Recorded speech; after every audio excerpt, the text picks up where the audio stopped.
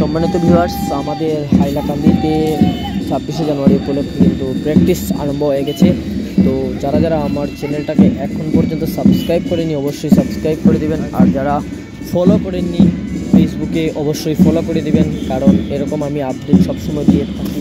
তো অবশ্যই অপেক্ষায় থাকবেন। ধন্যবাদ।